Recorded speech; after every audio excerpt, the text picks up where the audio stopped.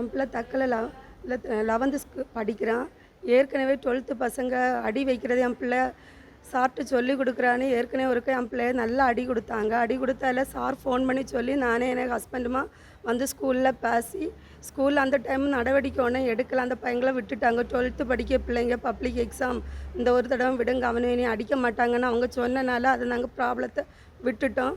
அது இந்த பையங்க திரும்ப ஃபோன் பண்ணி வீட்டில் என்னைக்குமே மிரட்டலும், உனக்கு இந்த அடி நாங்கள் என்னைனாலும் தருவோன்னு. இன்றைக்கி என் பையன் ஸ்கூலுக்கு வந்தால என் பிள்ளைய 8 பசங்க சேர்ந்து மஞ்சு தேவன் சங்கர்னு 2 பசங்களுக்கு பேர் தான் தெரியும். மீதி பசங்க எல்லாம் சேர்ந்து என் பிள்ளைய நல்லா அடித்து அவனுக்கு மயக்கமாக வந்து இன்றைக்கி தக்கலை ஹாஸ்பிட்டலில் அட்மிட் பண்ணி என் நிலைமையில என் பிள்ளை இருக்கான்.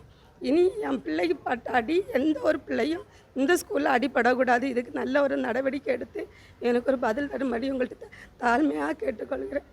ட்ரெண்டை ஃப்ரெண்ட் ஆக்கிக்கோங்க. தந்தி டிவியின் சப்ஸ்கிரைபர்ஸ் அண்ட் ஃபாலோவர்ஸ் குடும்பத்தில் நீங்களும் இணையுங்க.